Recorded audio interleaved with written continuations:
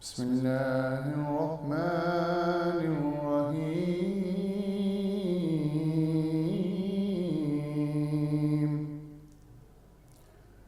إذا السماء انفطرت وإذا الكواكب انتصرت وإذا البحار فجرت وإذا القبور بعثرت علمت نفس ما قدمت وأخرت يا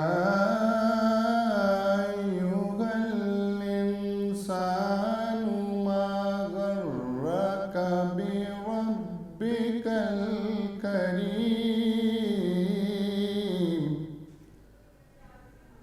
الذي خلقك فسواك فعدلك في أي صورة ما شاء ركبك آمنت بالله صدق الله العظيم. جزاک اللہ، سبحان اللہ. لاہور نیوز کی رمضان نشریات میں ایک مرتبہ پھر سے آپ سب کو خوش آمدید کہتے ہیں اور امید کرتی ہوں کہ آپ لوگوں کے رمضان کا یہ جو مہینہ ہے بہت اچھا ہی گزر رہا ہوگا. تو جناب اپنی روح رمضان کی نشریات کا آغاز کرتے ہیں. حضور کریم صلی اللہ علیہ وآلہ وسلم نے فرمایا کہ کسی بھی انسان کے اسلام کی خوبی اس بات میں ہے کہ وہ اپنے آپ کو لغو باتوں سے کتنا محفوظ رکھتا ہے. یقیناً لغو اور فضول باتوں سے ہمارا ایمان کمزور ہو جاتا ہے اور ہمارا دھیان اللہ سے ہٹ جاتا ہے. اور روزے کی حالت میں کتنا برا عمل ہے کہ ہم جب ہمیں ذکر و اذکار میں مصروف ہونا چاہیے ہم فضول باتیں کرتے رہتے ہیں. یہ بحیثیت مومن بالکل بھی ہم لوگوں کو زیب نہیں دیتا ہے. کامل مومن ہی وہ ہے جو لغو باتوں سے بچتا ہے اور یہی خوبی مومن کے ایمان اور اسلام کو مکمل بھی کرتی ہے. لغو ہر اس بات کو کہتے ہیں جو فضول ہو، بیکار ہو یا پھر لا حاصل ہو، جن سے نہ دنیا میں بہتری آئے اور نہ ہی آپ کی آخرت سنوری جائے. ایسی تمام باتیں اور کام جن کی کوئی حقیقی ضرورت بھی نہ ہو، جو بس ہمارے وقت اور ایمان کا ضیاع ہو. مومن کو تو ویسے بھی کہا جاتا ہے کہ ہر وقت اپنی ذمہ داریوں کا احساس رہتا ہے، جسے باخوبی اس بات کا علم ہے کہ دنیا صرف ایک امتحان ہے جس کا ایک خاص ٹینیور ہے، اور یہی احساس اسے زندگی میں خاموش، تباہ، سنجیدہ اور مشغول بنانے میں مصروف بھی رکھتا ہے. اور وہ اسی طرح اس امتحان میں بھی سنجیدہ رہتا ہے جیسے کوئی قابل سٹوڈنٹ اپنے 3 گھنٹے کے جو پیپر میں ہم لوگ جب سنجیدہ رہتے ہیں، اسی طرح ہم اپنی زندگی کو بھی سنجیدگی سے گزارتے ہیں. اور وہ جانتا ہے کہ اس وقت کی کتنی اہمیت ہے اس کے لیے. امتحان میں بھی اچھے نتیجے کے لیے ایک ایک لمحہ ہمارے لیے بڑا ہی فیصلہ کن ہوتا ہے، اور ہمیں پتہ ہوتا ہے کہ امتحان کے بعد والی جو زندگی ہے انہی مومنٹس کی بیس پر ڈیسائیڈ ہوگی کہ میں اب کیا کر رہا ہوں یا کر رہی ہوں. ٹھیک اسی طرح مومن بھی ان چیزوں پر اپنا وقت، اپنی انرجی صرف کرتا ہے جو اسے حسین آخرت کی طرف لے کر جائے. اور قرآن پاک میں ارشاد باری تعالیٰ ہے کہ جو شخص ذرا برابر بھی نیکی کرے گا وہ اس کو پائے گا، اور جو ذرا برابر بھی برائی کرے گا وہ اسی کو پائے گا. تو ایسی صورت میں ایک یقین کرنے والا مسلمان کیسے اپنے عمل کے وقت کو ضائع کر سکتا ہے؟ اسے کیسے یہ زیب دے سکتا ہے کہ وہ اپنا وقت بے ہدہ باتوں، فکر بازیوں یا پھر ایسے مذاق میں ضائع کرے کہ جس کا اس کو کوئی فائدہ ہی نہیں ہے؟ ویسے بھی کہا جاتا ہے کہ زیادہ بولنے والے کا دل اندر سے مر جاتا ہے، اور چاہے اس کی باتیں موتیوں جیسی کیوں نہ ہو اس کا دل تو مرا ہوا ہوتا ہے. مومن کیسے اپنے دل کو مرنے دے سکتا ہے؟ یہ ایک سوال بھی ہے اور ضرور ہمیں اپنے آپ سے کرنا چاہیے. بلکہ وہ تو ایسے کام کرتا بھی نہیں ہے جس سے اس کا ایمان اور دل مر جائے. وہ اتنا پاکیزہ مزاج اور خوش ذوق ہوتا ہے کہ اس کی طبیعت ویسے ہی ایسی چیزوں سے مائل نہیں ہوتی ہے. تو آپ لوگوں نے بھی ایسا ماحول, ایسا ایک کمفرٹیبل ماحول جو ہے اس سے بچنا ہے جس سے آپ کو لگے کہ آپ کا ایمان, آپ کا جو تقوی ہے, آپ کا جو اسلام ہے, دین اسلام جو ہمیں تعلیمات دیتا ہے, اس سے آپ کہیں نہ کہیں پرے ہٹ رہے ہیں. تو دین اسلام بھی ہمیں یہی بتاتا ہے, یا ماہ رمضان کا مہینہ بھی ہمیں یہی بتاتا ہے کہ ہم نے کس طرح خود کو کمپائل کرنا ہے, خود کو کس طرح جوڑنا ہے, اپنے آپ کو الائن کس طرح کرنا ہے, اور تمام تر ان چیزوں سے جو ناجائز بھی ہیں اور جائز بھی ہیں ان سے ہم نے خود کو روکنا ہے. ایک اور چیز مجھے یاد آ گئی کہ حکیم لقمان سے کسی نے یہ پوچھا کہ آپ کیسے اس مقام و مرتبے پر پہنچے ہیں, تو انہوں نے بڑا ہی خوبصورت سا جواب دیا کہ سچ بولنے, امانتیں امانت داروں تک پہنچانے اور لغو باتوں اور کام سے دوری اختیار کرنے کی وجہ سے اس مقام تک میں پہنچا ہوں. تو باتوں کا لب لباب یہ ہے کہ فضول چٹ چیٹ سے خاموشی کئی گنا بہتر ہے, تو لہٰذا صرف ضرورت کے تحت ہی ہمیں بولنا چاہیے, ورنہ خاموشی ایسا زر ہے جو بہت سی برائیوں کا خاتمہ کرتی ہے اور بہت سی باتوں کا جواب بھی دیتی ہے. تو اپنی جو ہے نا چیزوں کو, اپنی شخصیت کو, اپنی باتوں کو یا اپنے الفاظ کو بڑا ہی سوچ سمجھ کر یوز کرنا چاہیے. تو یہاں پر ایک نعت رسول مقبول ہے, وہ سنتے ہیں اور اس کے بعد بریک لینی ہے, بریک پر بھی چلیں گے.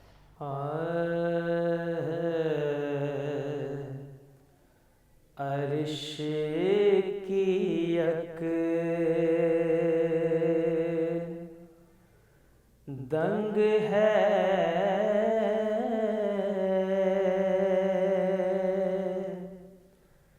چرخ میں آسمان ہے, جانے مراد اب کہاں,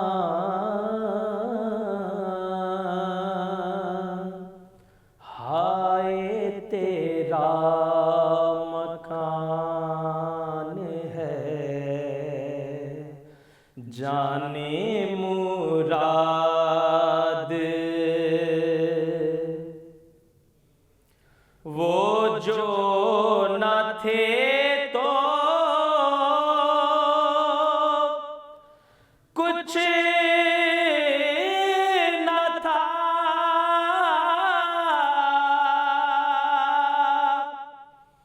وہ جو نہ ہو تو کچھ نہ ہو, وہ جو نہ تھے تو کچھ نہ تھا, وہ جو نہ ہو تو کچھ نہ ہو,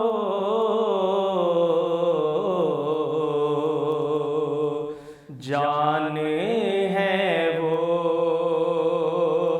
جہان کی, جان ہے تو جہان ہے, عرش کی اکلے عرش پہ تازہ چھیڑ چھاڑ, فرش پہ طرفہ دھوم دھام, عرش پہ تازہ چھیڑ چھاڑ, فرش پہ طرفہ دھوم دھام, کان جدھر لگائیے تیری ہی داستان ہے, کان جدھر لگائیے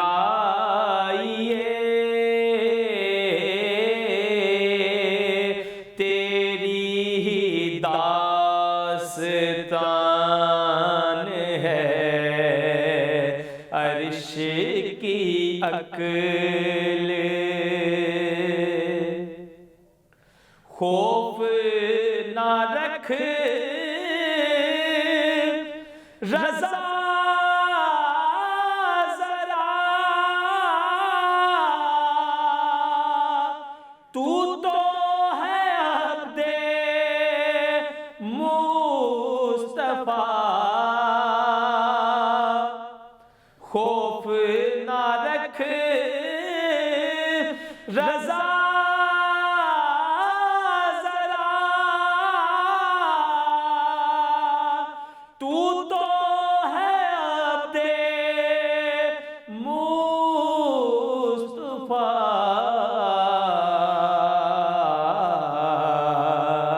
تیرے لیے امان ہے تیرے لیے امان ہے عرش کی عقل دنگ ہے چرخ میں آسمان ہے جانے مراد اب کہاں ہائے تیرا مکان ہے عرش کی عقل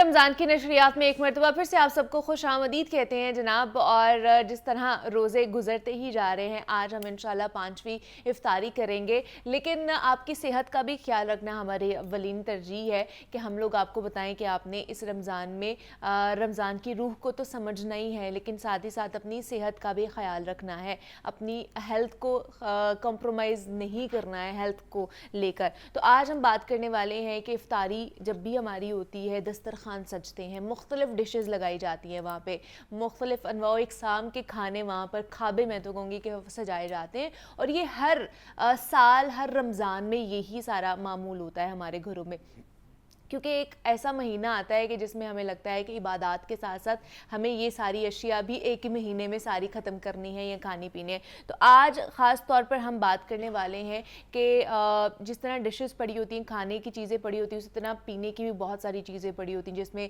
مختلف مشروبات کا استعمال کیا جاتا ہے, جوسز کا استعمال کیا جاتا ہے, فروٹ شیکس کا استعمال کیا جا رہا ہوتا ہے, ملک شیکس کا استعمال, اور سمودیز بھی آج کل بہت زیادہ گھروں میں بنائی جا رہی ہیں. تو کیا یہ افطاری میں پینا فائدہ مند ہے ہمارے لیے یا نہیں ہے, کن کو پینا چاہیے کن کو نہیں پینا چاہیے, شوگر کے جو پیشنٹ ہے وہ پی سکتے نہیں پی سکتے, دوسرا کہ فروٹس کھانا, خالی فروٹس کھانا کتنا فائدہ مند ثابت ہو سکتا ہے, آج ہم اس پر خاص طور پر بات کرنے والے ہیں. اور اس پر بات کرنے کے لیے ہمارے ساتھ ہمارا مجاہدین اسٹوڈیوز میں موجود ہیں جو کہ کلینکل نیوٹریشنسٹ اینڈ ڈائٹیشن ہے. ہمارا آپ کو ویلکم کہتے ہیں روح رمضان کی نشریات میں. کیسی ہیں آپ؟ الحمدللہ میں بالکل ٹھیک. آپ کیسی ہیں؟ میں بھی بالکل ٹھیک ٹھاک. رمضان کیسا گزرا ہے آپ کا؟ الحمدللہ اچھا گزر رہا ہے. اچھا گزر رہا ہے, شکر ہے. ابھی تک تو اچھا ہی گزر رہا ہے, لیکن آج مجھے لگتا ہے کہ تھوڑی سی نا گرمی محسوس کی جا رہی ہے. ایسا ہی پچھلے اگر دنوں میں دیکھا جائے تو آج تھوڑی سی گرمی ہو رہی ہے. اچھا, ہمارا گرمی چونکہ بڑھتی آگے بڑھے گی, ٹیمپریچر ہمارا جو ہے نا وہ زیادہ ہوگا, انکریز کرے گا, تو جو مشروبات ہیں, جو ڈرنکس ہمارے گھر میں بنتی ہیں, ان کی بھی ڈفرینٹ ٹائپس ہونا شروع ہو جائیں گی, ٹھنڈے مشروبات پینا شروع کر دیں گے. تو سب سے پہلے تو بتائیے کہ جو ہم لوگ یہ جو مشروبات لال اور دوسرے مشروبات پیتے ہیں وہ پینے چاہیے نہیں پینے چاہیے, جوسز جو ہیں فریش جوسز وہ پینے چاہیے افطاری میں کہ نہیں پینے چاہیے؟ अच्छा, एक्चुअली ना हमें पहले डिफरेंस पता होना चाहिए. हम जिनको मशरूबात या जूसेस कंसिडर कर रहे होते हैं वो एक्चुअली जूसेस नहीं होते हैं. अच्छा. कलर्स होते हैं जो मतलब आपको थोड़ा सा फ्लेवरिंग एजेंट्स तो मिल जाते हैं कि वो फ्लेवर डाल देते हैं और उसमें शुगर भी तो डाली होती है हमने. एग्जैक्टली, एडेड शुगर्स भी होते हैं. तो वो हेल्दी तो obviously I would not consider them healthy. Okay. Healthy approach पे जाने तो fresh juices are the better option. लेकिन फ्रेश जूसेस से भी अच्छा ऑप्शन है कि आप इंटैक्ट फल जो है ना उसको खाएं. उसकी वजह ये है कि हम फलों को खाते हैं इसलिए ताकि हमें वाइटामिन्स मिनरल्स मिलें. काफ़ी ऐसे वाइटामिन्स हैं, vitamin C, vitamin A, vitamin E, antioxidants हैं. तो जैसे ये ऑक्सीजन से रिएक्ट करते हैं, फॉर एग्जांपल आप इनको काट रहे हैं, चॉप कर रहे हैं, तो उनका न्यूट्रिएंट कंटेंट कम हो जाता है. अच्छा. तो हम लोग चॉप करना तो दूर की बात, हम ग्राइंडर में डाल के उसको ब्लेंड कर देते हैं. ब्लेंड करते हैं तो उसका न्यूट्रिएंट कंटेंट तो आपने आधा वहाँ पे ही ज़ाया कर दिया. ओके. तो सबसे अच्छी अप्रोच ये है कि आप सादा पानी लें, उससे रोज़ा आप खोल लें. अच्छा. एक्चुअली हम लोग ना प्रायोरिटी बना देते हैं, नहीं टेस्ट होना चाहिए.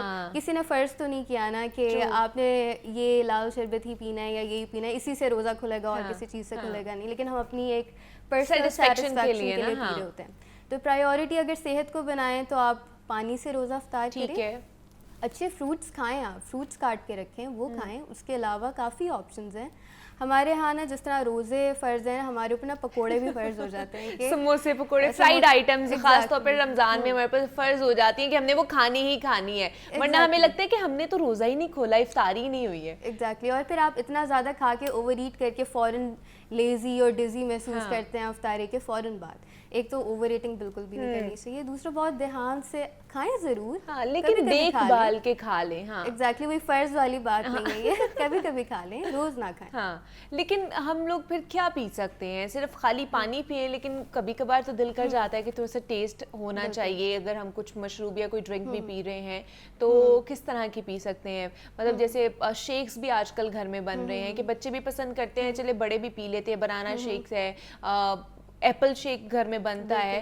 तो ये पीना चाहिए इफ्तारी में कि नहीं पीना चाहिए?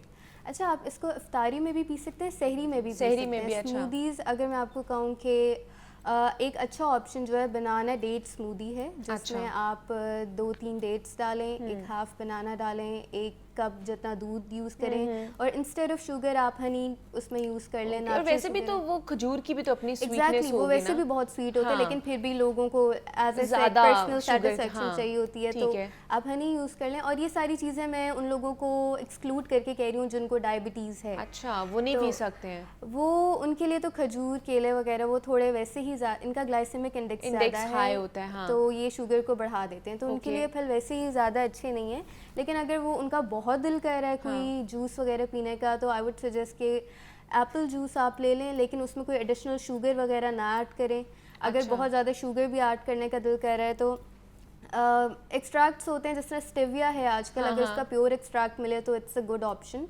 But still it's not reliable कि आप इसको पूरी ज़िंदगी के लिए ऑल्टरनेट बना लें. तो कट डाउन तो करना ही पड़ता है डायबिटिक्स को शुगर. लेकिन वो फिर घर में बना के एप्पल जूस पिए या बाहर से जो डब्बा पैक मिलता है वो भी पी सकते हैं? डब्बा पैक तो जूस वो अच्छा, अगर अब आप कहीं देखें ना ग्रोसरी स्टोर पे जाएं, आप डब्बे को पकड़ के देखेगा वो जूस तो लिखते ही नहीं है, वो तो फ्रूट ड्रिंक लिखते हैं. ड्रिंक का मतलब ही यही है कि it's not a juice. Okay. तो उसमें उन्होंने कुछ कलर्स डाले हुए, कलरिंग एजेंट डाले हुए, कुछ फ्लेवर्स डाले हुए, जिससे वो एक फ्रूट ड्रिंक बन गई है. तो वो नहीं पीना चाहिए. नहीं. हम तो अपने बच्चों को भी वही दे रहे होते हैं. तो इसीलिए तो चाइल्डहुड ओबेसिटी इतनी ज़्यादा है. बच्चे अपने वजन से ज़्यादा हो रहे हैं क्योंकि उनको सबसे पहले तो बच्चे कलर से अट्रैक्ट होते हैं कि ये कलरफुल चीज़ है तो ये अच्छी होगी, मज़े की होगी. और अगर मीठा मिल जाए उनको तो हम बच्चा जब छोटा होता है ना उसका टेस्ट हमने डेवलप करना है, माँ बाप ने डेवलप करना होता है. तो हम उनको शुरू से ही टॉफ़ीज़ ये कर लो, हम आपको चॉकलेट देंगे, वो कर लो,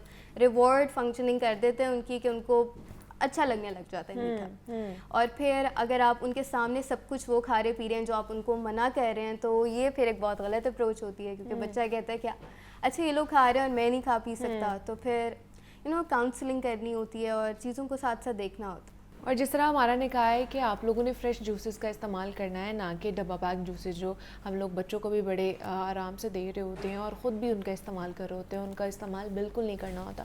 اچھا رمضان آتا ہے تو ہم لوگوں کی یہ بھی کوشش ہوتی ہے کہ ہم تھوڑا سا ویٹ لوس بھی کر لیں، وزن بھی اپنا کم کر لیں تاکہ عید پہ ہم اچھے دکھیں. لیکن بہت سے لوگ ہیں وہ کھانے پینے میں اعتدال نہیں رکھتے ہیں، اس کی وجہ سے ویٹ زیادہ ہو جاتا ہے، ویٹ گین کر لیتے ہیں. تو ویٹ لاس کرنے کے لیے کوئی ڈیٹاکس واٹر یا کس طرح کی چیز ہے جو ہم افطاری میں پی سکتے ہیں؟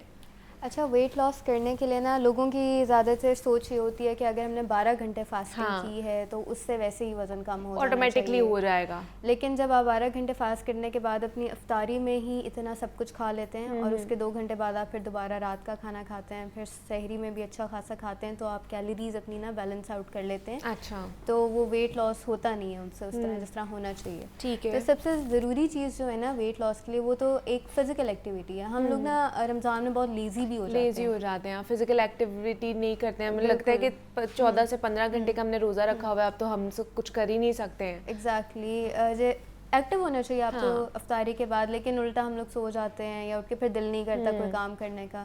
تو ضروری یہ ہے کہ آپ 45 منٹس کا نا ورک آؤٹ ضرور رکھیں. ایون سمپل برسک واک بھی ہے نا وہ آپ ضرور کریں. اس کے علاوہ پورشن سائز میں عام روٹین میں بھی کہتی ہوں، اگر آپ رمضان میں بھی اپنا ویٹ لاس کرنے کی کوشش کریں تو پورشن سائز کا خیال رکھیں. ہفتے میں 2 دن آپ کھا لیں فرائیڈ چیزیں، باقی جو 5 دن ہیں آپ اس میں اچھی ڈائٹ لیں. پورشن سائز اس طرح رکھیں کہ اگر آپ فار ایگزامپل چنا چاٹ کھا رہے ہیں ہاف کپ جتنی لیں. اگر آپ نے کھجور کھانے ہیں 2 کھجور لیں، اس سے زیادہ نہ لیں.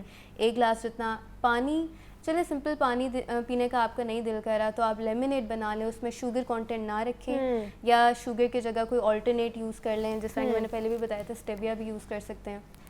روز نہ کریں، کبھی کبھی کر لیں، کبھی کبھی پانی سمپل پی لیں.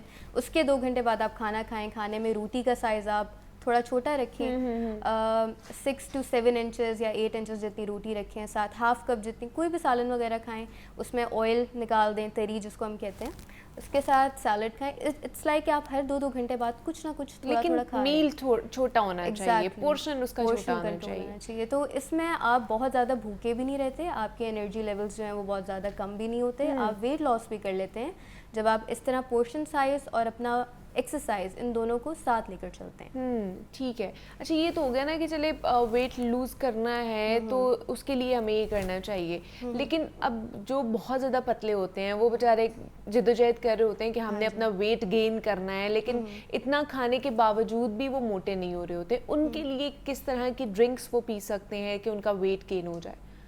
اچھا ڈرنکس کی میں بات کروں ویٹ گین کرنے کے لیے تو اسمودیز، پروٹین اسمودیز بہت اچھا آپشن ہے. وہ آپ گھر پہ بھی بنا سکتے ہیں سحری میں، افطار میں. آپ ہائی کیلورک چیزیں لیں جس طرح کہ کیلا ہے اور کھجور ہے. یہ اچھی خاصی کیلریز آپ کو جو ہے نا کیلری ڈینس ہیں، یہ نیوٹرین ڈینس بھی ہیں. تو آپ 1 گلاس دودھ میں ان دونوں چیزوں کو ایڈ کریں، 1 چمچ پینٹ بٹر کا ایڈ کریں یا تھوڑی سی کریم ایڈ کریں، ان کو اچھی طرح بلینڈ کریں. آپ 1 گلاس افطاری میں پی لیں، 1 گلاس سحری میں پی لیں. اچھی خاصی کیلریز آپ کو ادھر سے مل جائیں گی. دوسرا اچھا طریقہ ہوتا ہے کیلریز لینے کا پروٹین، ہائی پروٹین ڈائٹ لیں. پروٹین میں آپ ہر چیز انکلوڈیڈ ہے، چکن، فش، میٹ. تو یہ ڈپینڈ کرتا ہے آپ پہ کہ آپ اس کو کس طرح یوز کرنا چاہ رہے ہیں. ویسے تو بہت زیادہ پروٹین بھی نہیں ایکسیڈ کرنی چاہیے، اسپیشلی اگر کوئی کڈنی کنڈیشن ہو یا کوئی میڈیکل کنڈیشن چلتی آ رہی ہو. تو اگر آپ کوئی، کیونکہ یوزلی ہوتا ہے ایسے کہ جن کا زیادہ یا کم وزن ہوتا ہے نا ان کو کوئی نہ کوئی میڈیکل کمپلیکیشن بھی ساتھ چل رہی ہوتی ہے. تو اگر آپ سوچ رہے ہیں کہ آپ ویٹ گین کریں اور کوئی کنڈیشن ہے تو یہ بہت ضروری ہے کہ آپ پہلے کنسلٹ کریں اپنے فزیشین سے، ڈائٹیشین سے، پھر آپ کسی ڈائٹ پہ چلیں. سمپل گوگل سے اٹھا کے ڈائٹ نہ فالو کرنے لگ جائیں، وہ ٹھیک نہیں ہوگا آپ کے لیے. اچھا ڈی ہائیڈریشن ہو جاتی ہے بہت زیادہ فاسٹنگ میں، اوبویسلی ہم لوگ فاسٹ کر رہے ہوتے ہیں تو اس میں کیا اس طرح کے پئیں کہ جو ہمارے الیکٹرولائٹس جو ویسٹ ہو جاتے ہیں ہماری باڈی میں، ان کی ڈیفیشنسی ہو جاتی ہے، وہ واپس سے آ جائیں اگر ہم افطاری میں کون سی ایسی ڈرنک پئیں؟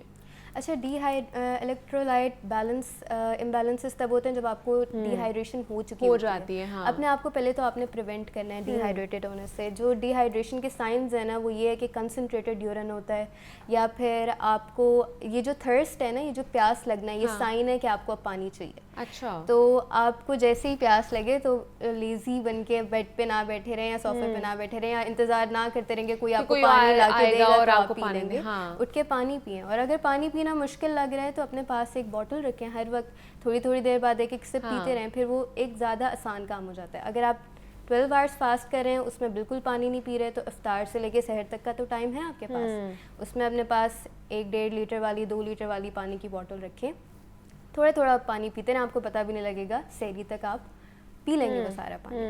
لیکن یوزلی ہمارا یہ ہوتا ہے نا کہ اچھا چلو اگر ڈی ہائیڈریشن ہو رہی ہے تو ہم لوگ لیمو پانی پی لیں یا منٹ مارگریٹا پی لیں افطاری کے ٹائم, تو یہ پینا چاہیے ہمیں؟ جی دیکھیں, if you are healthy person تو کوئی اس میں برائی نہیں ہے پینے میں. جس طرح میں نے 2 پرسپیکٹیو سے یہاں پہ بات کی تھی. ایک, اگر آپ نیوٹرینٹ پرسپیکٹیو سے دیکھنا چاہ رہے ہیں کہ آپ کو اس کی نیوٹرینٹس بھی اچھی طریقے سے چاہیے, تو پھلوں کو ویسے کھانا ایک اچھی اپروچ ہے. لیکن اگر آپ کچھ ٹیسٹ کے مطابق جانا چاہ رہے ہیں تو منٹ مارگریٹا بھی اچھا آپشن ہے. آپ اسٹرابری اسموودی بنا لیں, اسٹرابریز کو بلینڈ کر کے آپ بیریز کا شیک بنا لیں, آپ پیچ کا جوس بنا لیں آپ, مطلب اتنے زیادہ آپشنز ہیں کہ, اور ویسے بھی اسموودی میں تو آپ 3-4 چیزیں بھی ایڈ کر لیتے ہیں نا, تو اچھا خاصا کیلورک ڈینس چیز ہو جاتی ہے. مجھے لگتا ہے کہ کیلورک ڈینس چیز سحری میں زیادہ لینی چاہیے, کیونکہ آپ کو پھر آگے 12 گھنٹے جو ہے بھوکا رہنا ہوتا ہے, تو وہ آپ کو تھوڑا انرجائز رکھتی ہے. نٹس بھی آپ کو بے شک یوز کریں آپ, جس طرح آلمنڈس ہیں, پسٹیشیوز ہیں, آپ کے ہاتھ میں جتنے نٹس آ جائیں آپ وہ سحری میں آپ ان کا بھی انٹیک کر لیں. اچھا, تو اس طرح کر کے آپ اپنی ڈائٹ جو ہے اور اپنا واٹر انٹیک مینیج کر سکتے ہیں. ایک امپورٹنٹ بات ہے کہ ہم جو چائے کے شوقین ہوتے ہیں نا, جیسے ہی اذان ہوتی ہے اس کے بعد چائے کا مگ وہ سحری تک نہ چلتا رہتا ہے 3-4 کہ چائے کا کپ پینا ہے, کیونکہ انہیں وہ طلب ہو رہی ہوتی ہے. ایگزیکٹلی, چائے میں کیفین بھی ہوتی ہے, ڈائیوریٹک افیکٹ بھی ہوتا ہے کہ آپ کو بار بار یورین آتا ہے چائے پینے کے بعد. تو اگر آپ پانی نہیں پی رہے اور چائے بھی زیادہ سے زیادہ پی رہے ہیں تو پھر چانسز ہیں کہ ہو سکتی ہے آپ کو ڈی ہائیڈریشن. اچھا, تو 2 کپ پی لیں کافی ہے, اس سے زیادہ اس کو ایکسیڈ نہ کریں. وہ بھی ڈی ہائیڈریشن آپ کرتی ہے, لیکن گرین ٹی بھی پیتے ہیں, کیا وہ بھی ڈی ہائیڈریشن کا کاز کر سکتی ہے؟ نہیں, گرین ٹی از کمپیریٹیولی بیٹر. آپ گرین ٹی پئیں, لیکن گرین ٹی بھی بہت زیادہ نہ پئیں انلیس انٹل آپ کوئی ویٹ لاس کر رہے ہیں, یا آپ کو دن میں 2 کپ کسی ڈائٹیشن نے آپ کی پوری کیلوریز وغیرہ کاؤنٹ کر کے یا آپ کا میٹابولزم بوسٹ اپ کرنے کے لیے لکھ کے دی ہوئی ہے. اچھا, نہیں واقعی اس سے میٹابولزم آپ کا بوسٹ اپ ہوتا ہے اور آپ کا ویٹ لوز ہوتا ہے؟ یہ ہیلپ کرتی ہے ویٹ لوز کرنے میں, یہ اکیلی ویٹ لوز نہیں کراتا, مطلب it will help to boost up your metabolism. اچھا, یہ نہیں ہے کہ آپ گرین ٹی لے آئیں, سب کچھ کھائیں پیئیں, مطلب ایک اچھا خاصا 600-700 کیلوریز کا میل لے کے آپ اس کے بعد آپ جی گرین ٹی پی رہے ہیں کہ میں آرام سے اب فٹ رہوں گی. ایگزیکٹلی, ایسا نہیں ہوتا. تو ایسا نہیں ہوتا بھیا, آپ نے اپنی ساری کیلوریز کہ آپ نے دن میں کتنا کھانا ہے اور کتنی کیلوریز لینی ہے, اس کے بعد آپ کو کوئی بھی ایسی چیز جو ہے افیکٹ کرتی ہے یا اس کا جو اثر ہوتا ہے وہ آپ کو نظر آ رہا ہوتا ہے. تو آج ہم نے بات کی ہے کہ آپ کس طرح کی ڈرنکس جو ہے وہ افطار میں اور سحری میں پی سکتے ہیں, جس سے آپ کا ویٹ لوز بھی ہو سکتا ہے اور ویٹ گین بھی ہو سکتا ہے, اور ایک ہیلدی پرسن کو بھی کس طرح کی ڈرنکس لینی چاہیے. تو ہمارے ساتھ ہمارا مجاہد موجود تھی ان اسٹوڈیوز میں, ہمارا بہت شکریہ آپ کے وقت کا کہ آپ یہاں پر آئیں اور ہماری روح رمضان کی نشریات کا حصہ بنی. یہاں پہ ایک چھوٹی سی بریک لیتے ہیں, بریک سے واپس آئیں گے تو مزید اپنی ڈسکشن کو آگے بڑھائیں گے.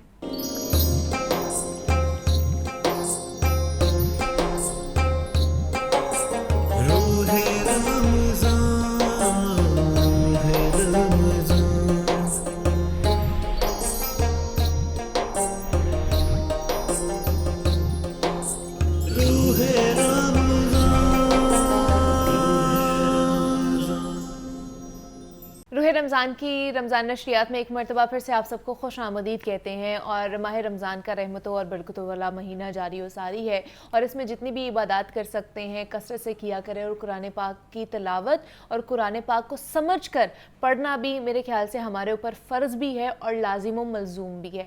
آج ہم اسی پر بات کریں گے کہ قرآن پاک کو بطور معجزہ کیوں کہا جاتا ہے. قرآن پاک میں ایسی کون کون سی مشہور جگہیں ہیں, ایسی کون کون سی مشہور شخصیات ہیں جن کا ذکر کیا گیا ہے, اور اس پر آج روشنی ڈالنے کی کوشش کریں گے, اور کس طرح ہمیں قرآن پاک کو پڑھنا چاہیے, کس طرح سمجھ کر پڑھنا چاہیے, اس پر بھی بات کریں گے. ہمارے ساتھ ان اسٹوڈیوز میں پروفیسر احمد حماد صاحب موجود ہیں. آپ پتہ ہے آپ کو کہ خوبصورت سی کتابوں کے ساتھ ہمارا اور آپ کا تعارف کرواتے رہتے ہیں, تو آج ہم نے سوچا کہ کیوں نہ یہاں پر بلایا جائے. مصنف ہیں, شاعر ہیں, پروفیسر ہیں. احمد صاحب آپ کو خوش آمدید کہتے ہیں روح رمضان کی نشریات میں. کیسے ہیں آپ؟ جی الحمدللہ, بہت شکریہ آپ کا. رمضان کیسا گزر رہا ہے؟ الحمدللہ بہترین. مصروف بھی ہوگا لیکن شکر اللہ کا, ہم سب کا ہی اچھا گزر رہا ہے. سب سے پہلے تو آج بڑا خوبصورت سا ہمارا ٹاپک ہے کہ قرآن مجید کے بارے میں آج ہم نے بات کرنی ہے کہ قرآن مجید کو بطور معجزہ کیوں کہا جاتا ہے. جی منیبہ، کل جب بات ہو رہی تھی پروڈیوسر صاحب سے، گلشیر صاحب سے، تو میں نے کہا کہ جہاں ہم اتنی کتابوں کو متعارف کرواتے ہیں تو جو ام الکتاب ہے جس سے مسلمانوں کے ہاں تمام کتابیں اس کے بعد اور اس قرآن اوپر ہے اور باقی تمام کتابیں جو درجہ ہے، بے شک تو کیوں نہ ہم اس پہ بات کریں. تو گلشیر صاحب نے بنیادی طور پہ یہی کہا تھا کہ ہم اس کے جو ہے نا جو بہترین افراد ہیں انبیاء کرام، ان کا ذکر ہم سلسلہ وار کریں گے. میں نے کہا بالکل کریں گے، لیکن اس سے پہلے ہم ایک تعارف جو ہے نا وہ حاصل کر لیتے ہیں. تو آپ کا جو سوال ہے کہ یہ معجزہ کیوں ہے، کئی حوالوں سے. نمبر ایک تو یہ کہ عربی زبان کا جو وسعت ہے اور گہرائی ہے وہ اس قدر زیادہ ہے کہ عرب میں موجود جو عربی بولنے والے لوگ ہیں وہ باقی ساری دنیا کو اجمی سمجھتے ہیں اور کہتے ہیں، اور وہ کہتے ہیں ان کو فخر ہے اپنی زبان پہ، ایسی عالی شان زبان ہے.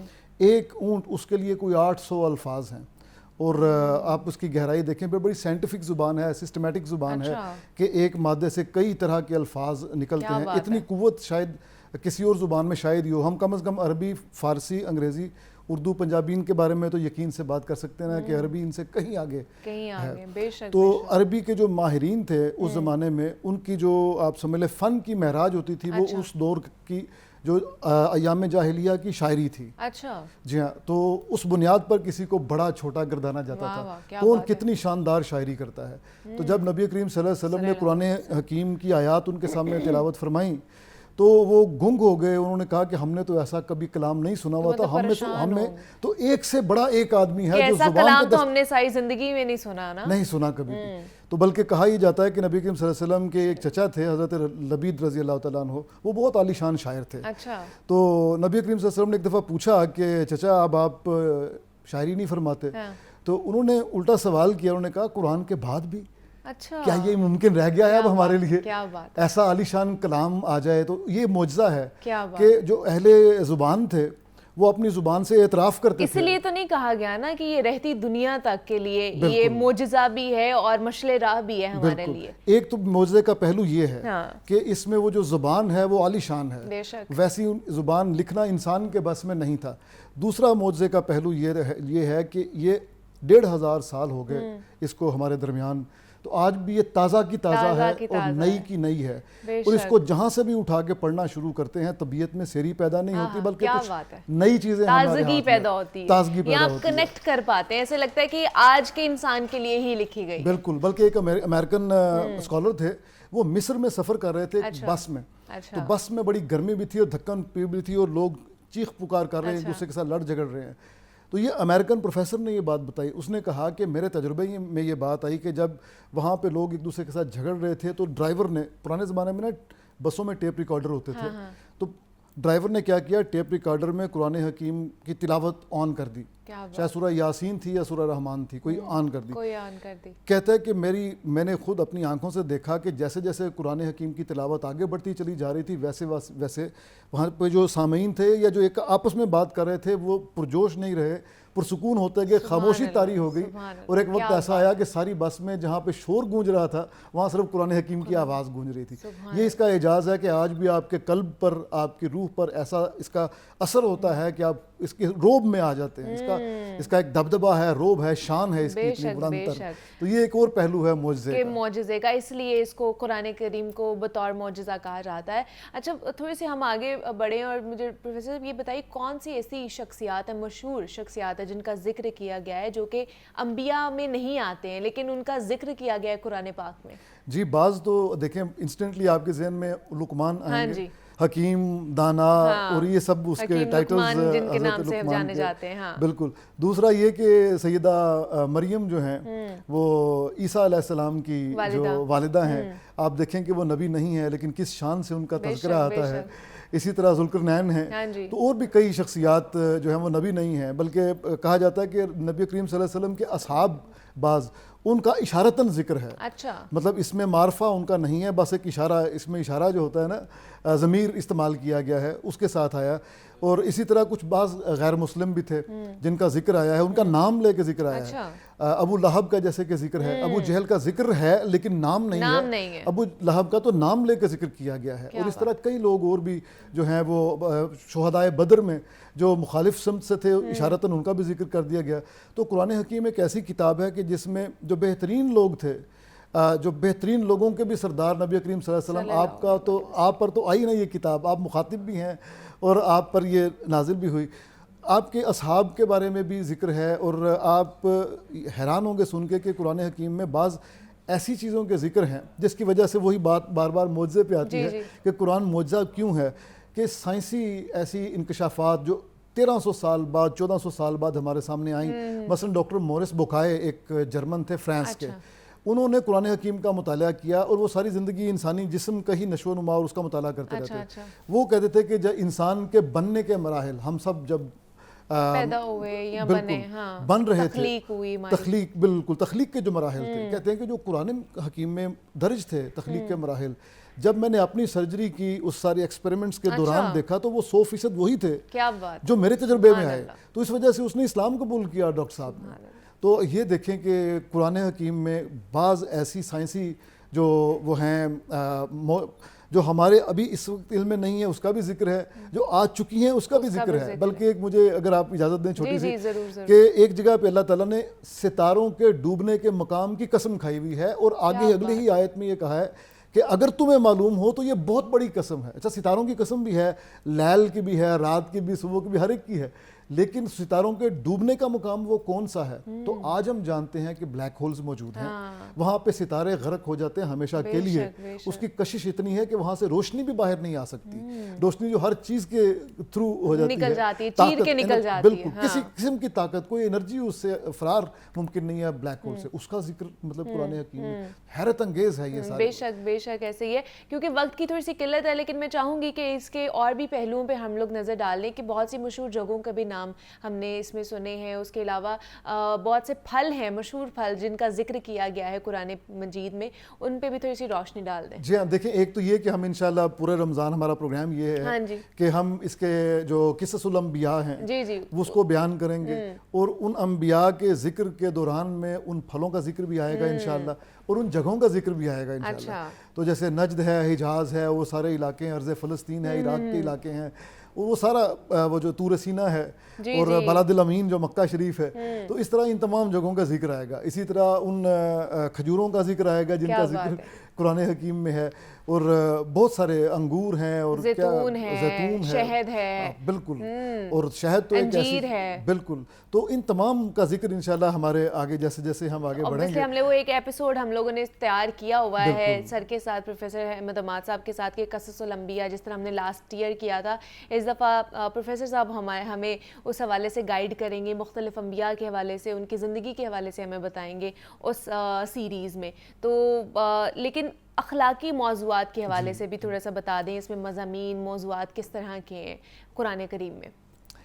قرآن حکیم نے سب سے زیادہ جس بات پہ زور دیا وہ ہے سچ بولنا. ٹھیک ہے, صداقت جو ہے وہ تمام اخلاق کی مدر ہے, بنیاد ہے. آپ اپنے آپ کے ساتھ سچ بولیں, آپ معاشرے کے ساتھ سچ بولیں, اور اپنے رب کے ساتھ تو آپ جھوٹ بول ہی نہیں سکتے, اپنے آپ کے ساتھ ہی مکر کر رہے ہوں گے. تو یہ بنیاد ہے اخلاقیات کی. تو قرآن حکیم میں اخلاقی جو اسباق ہیں اس میں سب سے پہلے یہی ہے کہ آپ کو سچ بولنا ہے.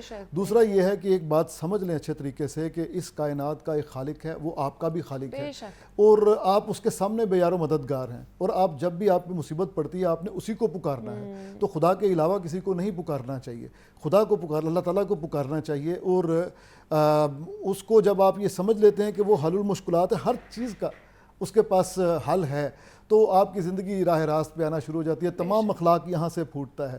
مطلب آپ اپنے لیے بھی وہی پسند کریں جو آپ اپنے بھائی کے لیے, یا اپنے بھائی کے لیے وہ پسند کریں جو اپنے لیے. تو اس کی بنیاد بھی قرآن حکیم پہ ہی ہے. تو میرا خیال ہے کہ یہ جو اخلاقی اسباق ہیں قرآن حکیم کے, یہ بڑے ہی لازوال ہیں. میں ایک بات اس میں نا منیبہ کافی دیر سے میں یہ سوچ رہا تھا کہ کروں, کہ قرآن حکیم کو کتاب کہا جاتا ہے. مجھے ڈاکٹر اسرار صاحب اور ان کے علاوہ کئی علماء اکرام ایسے بھی ملے جنہوں نے بڑی لطیف انداز میں اس طرف اشارہ کیا کہ کتاب جو معروف معنوں میں ہمارے پاس آتی ہے اس میں یہ ایک ترتیب ہوتی ہے کہ اس کا آغاز ہے, پھر اس کا کلائمیکس ہے, پھر اس کا انجام ہے. اگر آپ کسی ایک چیپٹر کو رینڈملی درمیان سے پڑھنا شروع کریں تو آپ کو سمجھ میں نہیں آئے گی, کیونکہ شروع میں کچھ اور بیان ہوا ہے, آپ ایک سیکوینشل انداز میں. قرآن حکیم کا اعجاز یہ ہے کہ آپ جہاں سے چاہیں اس کو کھولیں, آپ کو زندگی کے بہترین اسباق ملیں گے, نصیحتیں ملیں گی, اخلاق کے جو بلند معیارات ہیں ان کا ذکر ملے گا. یہ اس کی ایک عجیب و غریب شان ہے, اور ایک اس کا جو آخری بات یہ ہے کہ لوگوں نے پوچھا کہ قرآن حکیم کا اسلوب کیا ہے، تو بہت سارے لوگوں نے بہت سارے اپنی آراء پیش کی، لیکن جو مجھے ذاتی طور پہ پسند آئی رائے وہ یہ ہے کہ قرآن حکیم کا اسلوب خطیبانہ ہے۔ اللہ تعالیٰ نے مخاطب کیا رسول اللہ صلی اللہ علیہ وسلم کو، اور ان کے ذریعے ہمیں خطاب کیا، اور خطابت کی جو خوبی ہوتی ہے وہ یہ کہ آپ بڑی جاندار بات شروع میں کرتے ہیں اور آخر پہ بھی بڑی جاندار بات کرتے ہیں، اور درمیان میں آپ ان سب دونوں باتوں کو جو پھیلاؤ ہے وہ لے کے آتے ہیں۔ بے شک ایسی بڑی خوبصورت باتیں ہو رہی تھی، لیکن وقت کی تھوڑی سی قلت ہے، تو پروفیسر احمد حماد صاحب بہت شکریہ آپ کے وقت کا کہ آپ یہاں پر آئے، بڑی خوبصورت سی ہماری ڈسکشن رہی، اور ہم اللہ پاک سے یہی دعا کرتے ہیں کہ اللہ پاک ہم سب کو توفیق عطا فرمائے کہ ہم قرآن مجید کو سمجھ کر پڑھیں، اس کی تلاوت کریں۔ یہاں پر ایک چھوٹی سی بریک لیتے ہیں اور ملتے ہیں اس بریک کے بعد۔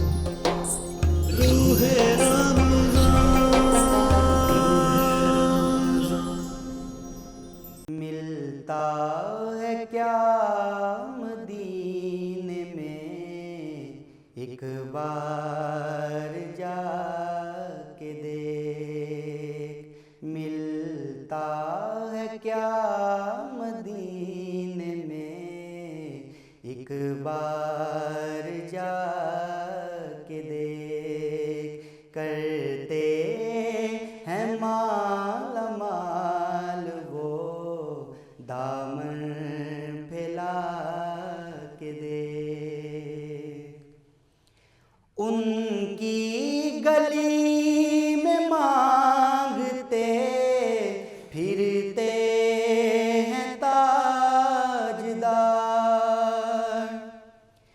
ان کی گلی میں مانگتے پھرتے ہیں تاجدار، تو بھی اسی کریم کے منگتوں میں جا کے دیکھ، تو بھی اسی کریم کے منگتوں میں جا کے دیکھ، خیرات دے کے کہتے ہیں میرے منگتے کی خیر ہو، خیرات دے کے کہتے ہیں میرے منگتے کی خیر ہو، بن مانگے خیر ملتی ہے، اب آزما کے دے، دھل جائیں گے گناہ تیرے، پھر ہو جائے گا کرم، دھل جائیں گے گناہ تیرے، پھر ہو جائے گا کرم، تو بھی در رسول پہ آنسو بہا کے دے، تو بھی در رسول پہ آنسو بہا کے دے، واصف تیری نجات کا ہے راستہ یہی، واصف تیری نجات کا ہے راستہ یہی،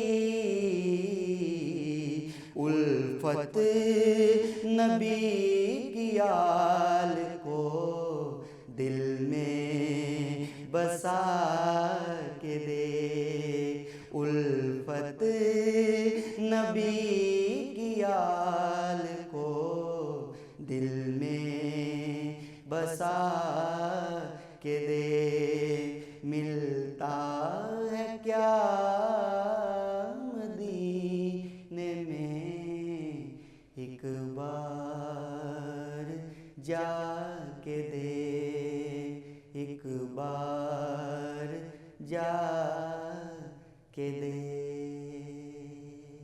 روح رمضان کی نشریات میں ایک مرتبہ پھر سے آپ لوگوں کو خوش آمدید کہتے ہیں، اور بہت ہی خوبصورت سی نعت رسول مقبول آپ لوگوں نے ملاحظہ فرمائی ہے، اور امید کرتی ہوں کہ آپ کی افطاری کا وقت جو ہے وہ اچھا گزرا ہوگا۔ اور آج کے اس سیگمنٹ میں ہم تلاوت قرآن پاک اور رمضان میں نزول قرآن کی اہمیت پر بات کریں گے، چونکہ ماہ رمضان کے روزے رکھنا ہر مسلمان مرد اور عورت پر فرض ہے، جس کی ادائیگی کے ذریعے ہم میں خواہشات کو قابو میں رکھنے کی خصوصیت پیدا ہوتی ہے، اور یہی تقوی کی بنیاد بھی ہے، جیسا کہ اللہ تعالیٰ نے قرآن کریم میں ارشاد بھی فرمایا ہے کہ اے ایمان والو، تم پر روزے فرض کیے گئے ہیں جس طرح تم سے پہلے لوگوں پر فرض کیے گئے تھے تاکہ تم متقی بن جاؤ۔ زندگی میں تقوی پیدا کرنے کے لیے روزے کا بڑا اثر ہے، اور اسی ماہ مبارک کی ایک بابرکت رات میں قیامت تک آنے والے تمام انسانوں کی رہنمائی کے لیے اللہ تعالیٰ کی کتاب قرآن کریم آسمان دنیا پر نازل ہوئی، اور جس سے استفادہ کی بنیادی شرط بھی تقوی ہی ہے۔ اور اس حوالے سے اللہ تعالیٰ کا قرآن کریم میں ارشاد ہے کہ یہ کتاب ایسی ہے کہ اس میں کوئی شک نہیں، یہ ہدایت ہے متقیوں، یعنی کہ اللہ تعالیٰ سے ڈرنے والوں کے لیے۔ اور قرآن اور رمضان کے درمیان چند مشترکہ خصوصیات ہیں جن پر آج ہم بات بھی کریں گے، کہ قرآن اور رمضان کی پہلی جو اہم مشترکہ خصوصیت ہے وہ تقوی ہی ہے، جیسا کہ قرآن کریم کی آیات کی روشنی میں بھی یہ ذکر کیا گیا ہے۔ دوسری مشترکہ خصوصیت شفاعت ہے۔ حضور اکرم صلی اللہ علیہ وآلہ وسلم نے ارشاد فرمایا کہ روزہ اور قرآن کریم دونوں بندوں کے لیے شفاعت کرتے ہیں۔ روزہ عرض کرتا ہے کہ یا اللہ، میں نے اسے دن میں کھانے پینے سے روکے رکھا، میری شفاعت قبول کر لیجئے۔ اور قرآن کہتا ہے کہ یا اللہ، میں نے رات کو اسے سونے سے روکا رکھا، میری شفاعت قبول کر لیجئے۔ پس دونوں کی شفاعت قبول کر لی جاتی ہے۔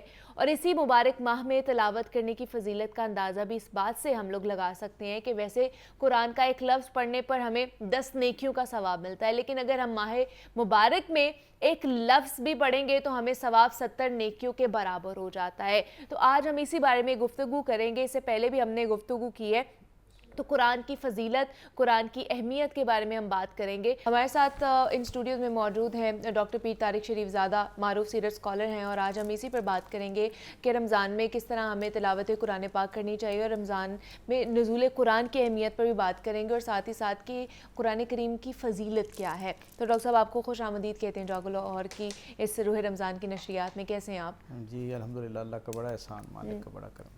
پیر صاحب، قرآن کریم کی فضیلت آج ہمیں آپ نے بیان کرنی ہے کہ اس کی فضیلت کیا ہے، اہمیت کیا ہے، خاص طور پر ماہ رمضان کے اس مبارک مہینے میں؟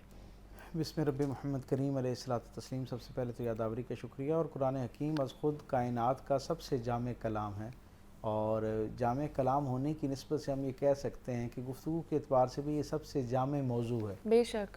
اس پر جتنی بات کی جائے اور اس کے جتنے پہلوؤں کا احاطہ کیا جائے، کسی نہ کسی درجے کی تشنگی رہ جایا کرتی ہے۔ بے شک ایسے ہی ہے۔ لیکن بہر طور یہ ایک ایسا نور کا لافانی سرچشمہ ہے کہ جس سے ہر آن ہر زمانے کے لوگوں نے اپنی اپنی ذہنی استطاعت کے مطابق جتنا جتنا چاہا، جتنا نصیب میں تھا، اتنا اتنا اس سے اکتساب فیض کیا۔ اور یہ جس طرح اپنے نزول کے زمانے میں لوگوں کے لیے ہدایت کا ذریعہ اور وسیلہ تھا، ان کے لیے روشنی کا ایک سامان تھا، بالکل اسی طرح اس کے بعد آنے والے سارے زمانوں کے سارے انسانوں کے لیے ایسی ہدایت اور رہنمائی ہے۔ آپ اس سے اندازہ لگائیے کہ اسے انسانی تاریخ کا سب سے کامل کلام کہا جائے تو غلط نہ ہوگا، اور یہ صرف مسلمانوں کا، ہمارا تو بحمدی تعالیٰ عقیدے کا یہ حصہ ہے نا، لیکن دنیا بھر کے سارے غیر متعصب لوگ جو بیان پر، کلام پر، تحریر پر یقین رکھنے والے لوگ ہیں، وہ سارے بھی غیر متعصب لوگ اس بات پر متفق ہیں کہ انسانوں کے پاس علم کے حوالے سے، دانش کے حوالے سے، اللہ کی طرف سے ہدایت اور رہنمائی کے حوالے سے جو سرمایہ میسر ہے، اس سارے خزانے میں سب سے معتبر خزانہ جو ہے وہ قرآن حکیم ہے۔ اور اس کا اعجاز یہ ہے کہ اس کا سب سے پہلا معجزہ تو میں سمجھتا ہوں، یہ قرآن کا مطلب ہی، لفظی مطلب ہی یہ ہے کہ جسے سب سے زیادہ پڑھا جائے۔ رسول رحمت صلی اللہ علیہ وسلم جن کی پوری زندگی کو اللہ نے معجزہ قرار دیا، جن کا اٹھنا بیٹھنا سونا جاگنا، حتیٰ کہ خاموش رہنا، تبسم فرمانا، جلال فرمانا، وہ بھی سارے کا سارا حکمت سے بھرپور تھا، اور سارے کا سارا گویا زندگی کا ہر لمحہ جو تھا وہ پیغمبرانہ صفات سے جو ہے متصف تھا، اور ہر لمحہ جو ہے اسے معجزہ قرار دیا جا سکتا ہے۔ رسول رحمت صلی اللہ علیہ وسلم جنہیں اللہ نے اتنی کثرت کے ساتھ معجزے عطا فرمائے، وہ اپنے تعارف میں خود قرآن حکیم کو اپنا سب سے بڑا معجزہ قرار دیتے ہیں۔ کہتے ہیں اللہ کی طرف سے معجزات کی شکل میں جتنی عزت مجھے عطا کی گئی، اس میں سب سے معتبر عزت جو ہے، سب سے دیر پا رہنے والی عزت جو ہے وہ قرآن حکیم ہے۔ تو اس سے آپ اندازہ لگا لیجئے کہ اس کا کیا مقام اور منصب ہے۔ اور پھر اس کا کمال یہ ہے، اعجاز یہ ہے کہ یہ عمومی طور پر جو نئی کتابیں آتی ہیں، نیا علم انسان تک پہنچتا ہے، وہ اکثر اپنے سے پہلے کی نفی کر رہا ہوتا ہے، بعد والوں کے لیے خبرداری کا ذریعہ بن رہا ہوتا ہے۔ یہ قرآن حکیم کا اعجاز ہے کہ یہ اپنے سے پہلے کا جو خیر ہے اس پر بھی آگاہی دیتا ہے اور اس کی تصدیق کرتا ہے پوری کشادہ ظرفی کے ساتھ۔ یعنی اپنے سے پہلے زمانوں میں بھی جو انسانوں کے پاس خیر موجود تھا، الہام کی شکل میں یا انسانی اپنی دانش کی شکل میں، جو کوئی اچھی باتیں انسانوں کے پاس موجود تھیں، تہذیب کی شکل میں، نظریات کی شکل میں، عقائد کی شکل میں، علم کی شکل میں، ان سب کی بھی تائید کرتا ہوا نظر آتا ہے، اس کی حوصلہ افزائی کرتا ہوا نظر آتا ہے، اسے قبول کرتا ہوا نظر آتا ہے۔ سو یہ قرآن حکیم کا اعجاز ہے، اس کا اپنا معجزہ ہے کہ جیسے یہ پوری وفور قلبی کے ساتھ اور اعلیٰ ظرفی کے ساتھ سابقہ انسانی تاریخ میں موجود خیر کو قبول کرتا ہے، اس کی تائید کرتا ہے، اس کی حوصلہ افزائی کرتا ہے، بالکل ایسے ہی اپنے عہد جس وقت یہ نزول اس کا ہو رہا تھا اس زمانے میں بھی رہنمائی دیتا ہے، اور بعد کے زمانوں کے لیے بھی وہ رہنمائی سے انسان کو محروم نہیں چھوڑتا، اس کے حوالے سے بھی الگ الگ رہنمائی جو ہے وہ عطا کرتا ہے۔ اور دوسرا اس کا ایک بہت خوبصورت اور منفرد پہلو یہ ہے قرآن حکیم کا کہ عمومی طور پر جو کتابیں بچوں کے لیے لکھی جاتی ہیں ان میں بڑوں کے لیے دلچسپی نہیں ہوتی، اور جو بڑوں کے لیے کتابیں لکھی جاتی ہیں وہ اتنی دقیق ہوتی ہیں کہ بچے باوجود خواہش اور تجسس کے بھی ان سے اکتساب فیض نہیں کر سکتے۔ قرآن حکیم کا یہ اعجاز ہے کہ اسے جس عمر کا آدمی پڑھنا شروع کرتا ہے، اس سے کوئی خیر طلب کرنا شروع کرتا ہے، اس نیت اور ارادے سے اس کی طرف بڑھتا ہے، یہ کسی کو بھی مایوس نہیں لوٹاتا، بلکہ ہر درجہ عمر کے آدمی کو اس کی فکری سطح پر رہتے ہوئے اسے قرآن جو ہے وہ اپنا نور جو ہے وہ منتقل کرتا ہے۔ میں ذاتی حیثیت میں اپنا ایک تجربہ آپ سے شیئر کروں کہ جس وقت میری عمر 5 برس تھی اور میں نے پہلی مرتبہ قرآن کو ترجمے سے پڑھنا شروع کیا، تو کچھ وقت کے بعد مجھ سے میری والدہ نے پوچھا کہ آپ نے قرآن پاک کا ترجمہ پڑھا، اس پورے میں آپ نے کوئی سوال نہیں کیا؟ تو میں نے کہا یہ قرآن اتنا آسان ہے کہ مجھے پورے کا پورا سمجھ آ گیا، مجھے سوال کرنے کی ضرورت نہیں پیش آئی۔ لیکن جب میں نے 10 برس کی عمر میں دوسری مرتبہ قرآن پاک کا ترجمہ شروع کیا تو مجھے اندازہ ہوا کہ اب جو معنی اور مفہوم جو مجھے اب پتہ چل رہے ہیں وہ 5 برس کی عمر میں نہیں پتہ چل رہے تھے، اور یہ سفر اسی طرح جاری ہے، اور میں ہر مرتبہ اس خوبصورت اور خوشگوار احساس سے گزرتا ہوں کہ اس مرتبہ جو قرآن کی مجھے تفہیم ہوئی ہے وہ اس سے پہلے جو ہے نا شاید موجود نہیں تھی۔ تو یہ اس قرآن کا زندہ معجزہ ہے کہ یہ اپنے ساتھ اپنی طرف آنے والے کی علمی اور فکری سطح جو ہے اس کی خیر کو قبول کرنے کی صلاحیت کو دیکھتے ہوئے اس کے ساتھ مخاطب ہوتا ہے۔ اس لیے ہم یہ کہتے ہیں کہ یہ زندہ کلام ہے اور یہ کلام کرتا ہوا کلام ہے، اس سے جو اس کی طرف بڑھتا ہے۔ اور اس کے اعجاز کا عالم یہ ہے کہ آپ تصور کریں کہ عربوں کے ہاں عرب جو ہیں وہ اپنے علاوہ باقی ساری دنیا کو اجمی تصور کرتے تھے، یعنی خود کو بولنے والا، اور اجمی کہتے ہیں گونگے کو، وہ باقی پوری دنیا کو گونگا سمجھتے تھے۔ لیکن آپ یہ دیکھیں کہ کیا معاملہ ہے، اللہ اکبر۔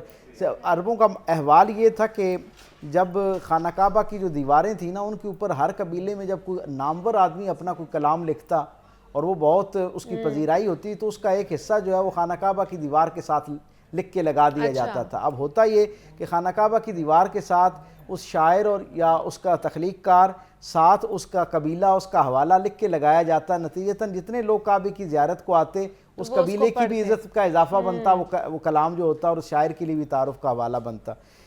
جناب علی کرم اللہ وجہ کریم فرماتے ہیں کہ کعبے کی چاروں دیواریں جو ہے نا وہ مختلف شعراء کے کلام سے جو ہے وہ پر تھی۔ کہتے ہیں کہ اس عرصے میں اللہ نے سرکار دو عالم صلی اللہ علیہ وسلم کے قلب اطہر پر سورہ اخلاص کو نازل فرمایا، قل هو اللہ احد اللہ الصمد لم یلد ولم یولد ولم یکن لہ کفوا احد۔ کہتے ہیں جب یہ آیات اتری نا تو میں نے ان کو خوشخط کر کے یعنی اچھے طریقے سے لکھ کر کھجوروں کے ایک چھال کے اوپر لکھا اور اس کو خانہ کعبہ کی دیوار کے ساتھ جا کے لگا دیا۔ وہ کہتے ہیں کہ ڈھلتی شام کا وقت تھا اور میں نے یہ لگا دیا۔ کہتے ہیں دوسرے دن جب میں حرم میں داخل ہوا تو عربوں کا معمول یہ تھا کہ وہ صبح اپنی زندگی کا معمول جو ہے اس کا آغاز کعبے کی زیارت سے کیا کرتے تھے۔ تو کہتے ہیں کہ جب میں ڈھلتی ظہر میں پہنچا، ڈھلتی دوپہر میں جب پہنچا اور میں نے جا کے کعبے کو دیکھا تو مجھے بڑی خوشگوار حیرت ہوئی کہ کعبے کی ساری دیواروں سے سارے شعراء اور قبائل جو تھے انہوں نے اپنا اپنا کلام جو ہے اس کو اتار لیا تھا صرف ان آیات کو ایک جگہ پہ رکھنے سے. یعنی گویا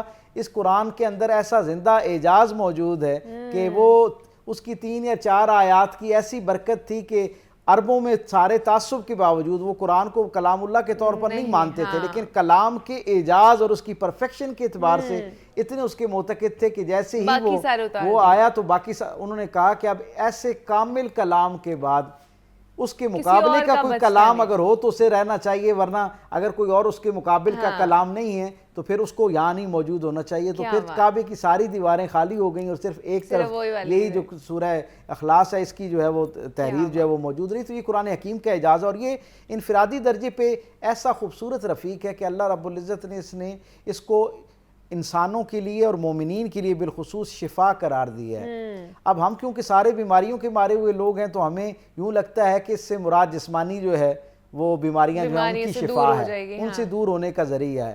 یقیناً اس کا یہ مطلب بھی ہے، اس میں کوئی دو رائے نہیں ہے کہ یہ جسمانی بیماریوں میں بھی ویسے ہی کارگر ہے اور شفا عطا کرتا ہے. جو ذرا بہتر فکری سطح کے لوگ ہیں وہ سمجھتے ہیں کہ روحانی طور پر جو بیماریاں ہیں ان کے علاج کے لیے بھی قرآن حکیم جو ہے نا وہ ایک شفا کا ذریعہ ہے. یقیناً یہ بھی بات درست ہے، لیکن گزشتہ دنوں میں قرآن حکیم کی ایک تفسیر انگریزی میں جو تھی اسے پڑھ رہا تھا، اور جب میں اس کے ترجمے پہ پہنچا تو مجھے بڑی خوشگوار حیرت ہوئی کہ اس بیسیکلی فرینچ بیک گراؤنڈ کے ایک انگریز اسکالر نے قرآن حکیم کا ترجمہ کیا، اور اس نے جہاں یہ آیت آئی نا وَنُنَزِّلُ مِنَ الْقُرْآنِ مَا هُوَ شِفَاءٌ وَرَحْمَةٌ لِّلْمُؤْمِنِينَ، تو شفا کا ترجمہ اس نے پتہ کیا سلوشن اس نے اس کا ترجمہ کیا. تو اس سے مجھے بڑی خوشگوار ایک حیرت ہوئی کہ دیکھیں قرآن حکیم جو ہے اسے اللہ رب العزت انسانوں کی ظاہری باطنی بیماریوں کی شفا بھی قرار دے رہا ہے، اور ایک درجہ آگے جا کے سارے مسائل کا سلوشن بھی حل بھی اس کو قرار دے رہا ہے. ہمارا المیہ یہ ہے کہ ہم نے اس کی تعظیم بہت کی بحمدی تعالیٰ،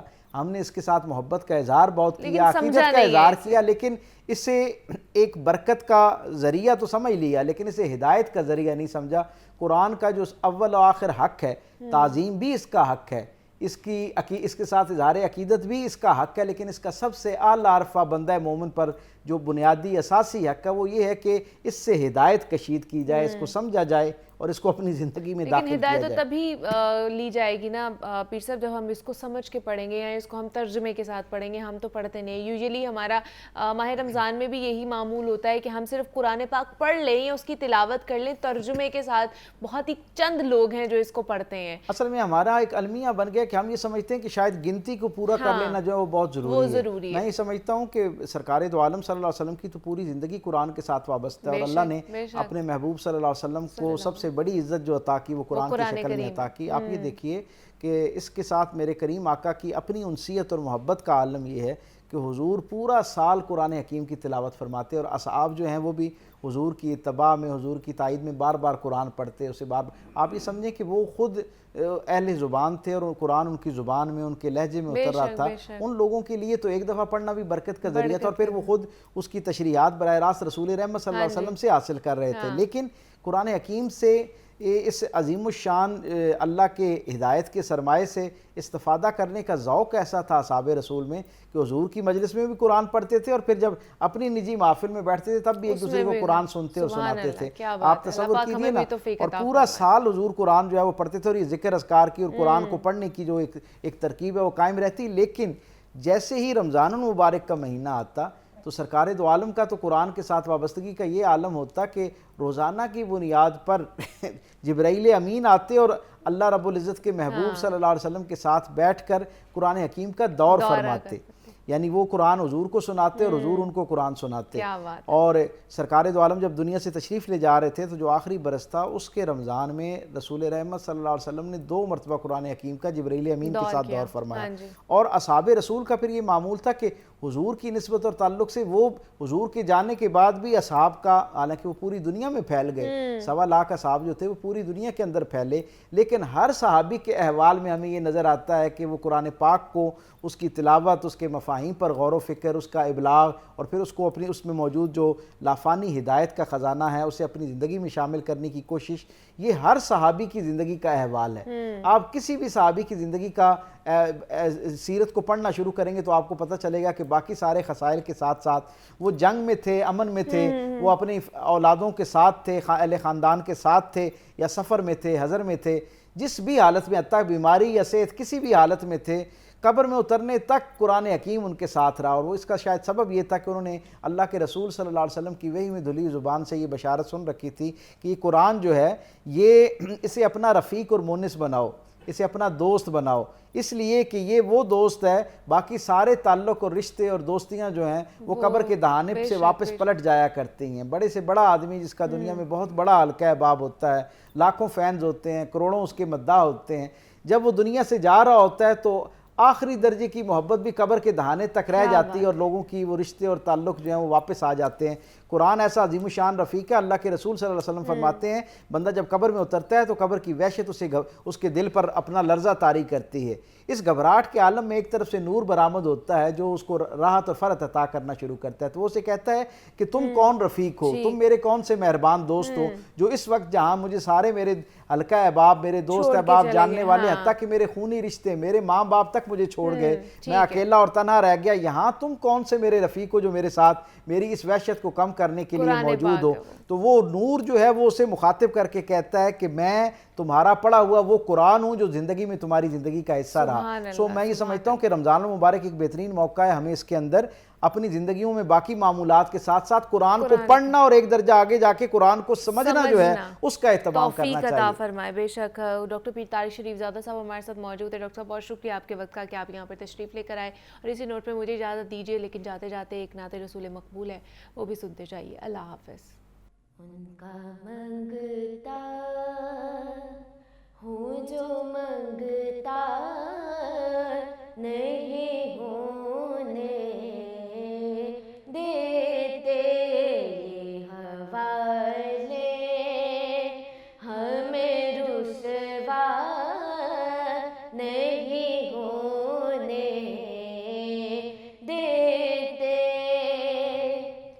میرے ہر عیب کی کرتے ہیں وہ پردہ پوشی، میرے ہر عیب کی کرتے ہیں وہ پردہ پوشی. میرے